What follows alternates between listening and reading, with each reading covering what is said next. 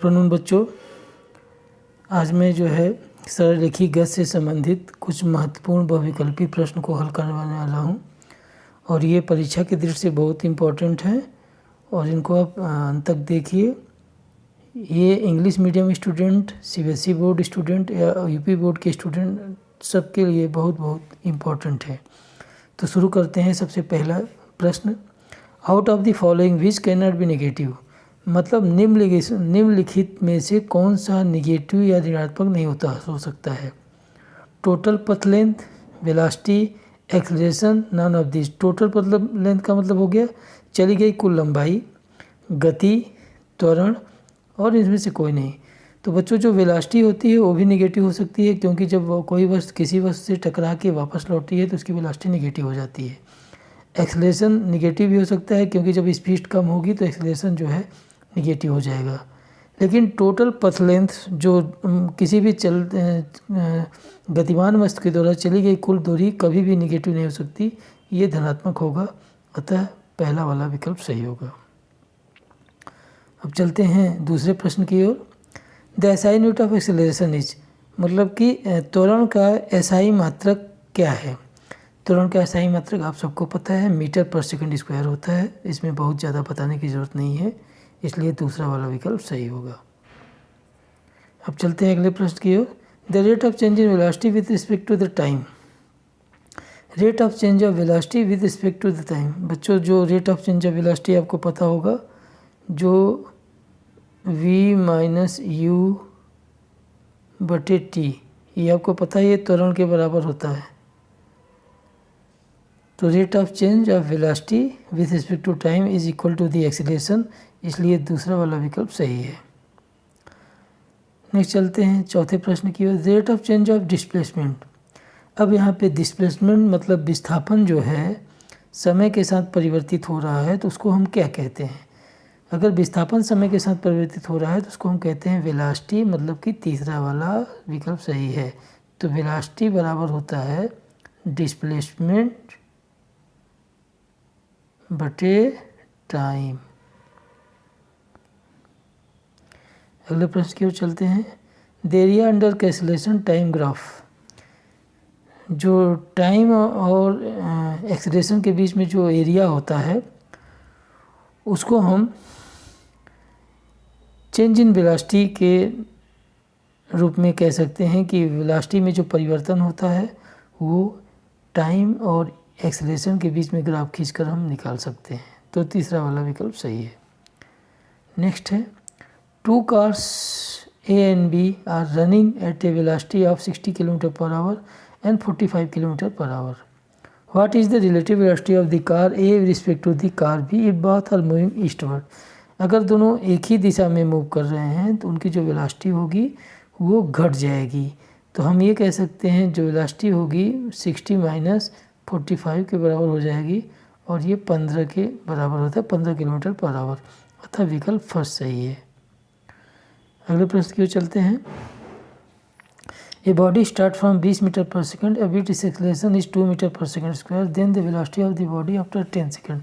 मतलब एक पिंड जो है 20 मीटर पर सेकंड के वेग से शुरू होता है चलना, इसका acceleration 2 metre per second square है। Then the velocity of the body after 10 minute. तो बच्चों ये बहुत ईजी सवाल है। जो गति का जो प्रथम समीकरण है v बराबर u प्लस at, यहाँ पे आपको u दिया है, a दिया है, t दिया है, सब चीज़ें दी गई हैं, हम आसानी से निकाल सकते हैं। तो अगर हम इनको रख के निकालेंगे तो 20 और 20 40, मतलब ये लगभग 40 मीटर पर सेकंड हो जाएगा। अतः पहला वाला विकल्प सही है। What does the speedometer of A vehicle read या मेजर। जो स्पीडोमीटर पर होता है बच्चों वो इंस्टेंटेनियस स्पीड जो है बताता है, मतलब तत्कालिक जो स्पीड होता है उस समय कार की बताती है। तो ये इंस्टेंटेनियस स्पीड, मतलब तीसरा वाला विकल्प सही होगा। अगले प्रश्न की ओर चलते हैं। ओडोमीटर।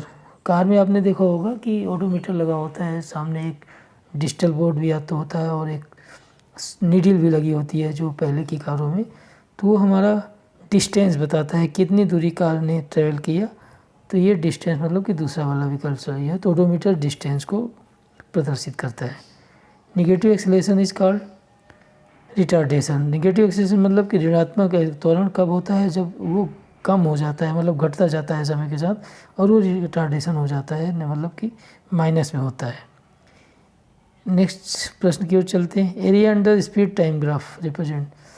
स्पीड और टाइम के बीच में जो एरिया होता है वो हमारा कहलाता है आप स्पीड और टाइम के बीच में जो ग्राफ होगा वो डिस्टेंस कहलाएगा। अतः विकल्प पहला वाला सही है। पहला,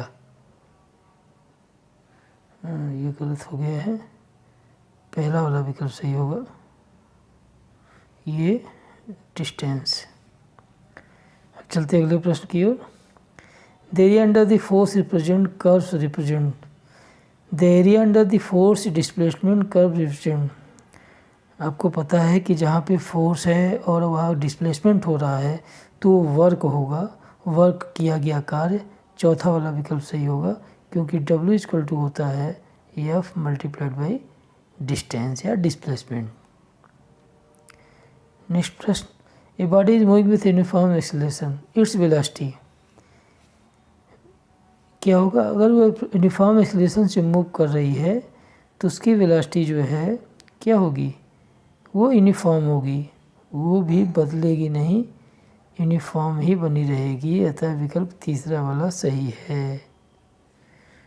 अगले चलते हैं अगले प्रश्न की ओर। A force is acting on a body, the body will move with.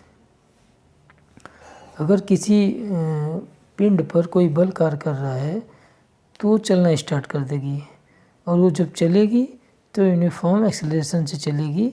अतः दूसरा वाला विकल्प सही है। चलते हैं अगले प्रश्न की ओर। If a uniform force is acting upon a body which of the following remains constant. अगर किसी बॉडी पर यूनिफॉर्म फोर्स लग रहा है, मतलब कि फोर्स में कोई बदलते, तो kinetic energy, velocity, momentum, acceleration क्या चेंज होगा, क्या बदलेगा। फिर से एक बार देख लेते हैं। If uniform force is acting upon a body which of the following remains constant. अगर यूनिफॉर्म फोर्स लग रहा है तो एक्सेलरेशन भी यूनिफॉर्म होगा, इसलिए वेलोसिटी जो है वो कांस्टेंट हो जाएगी। ये हो गया। In a circular motion the direction of motion is fixed, the direction of motion changes continuously. देखिए वृत्तीय गति में जो है, जो डायरेक्शन ऑफ मोशन है वो हमेशा बदलती रहती है, ठीक है।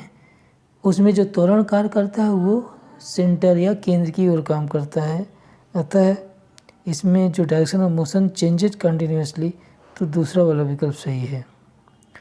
तो बच्चों, मैंने आज ये 16 क्वेश्चन सरल रेखीय गति का मैंने करवाया है।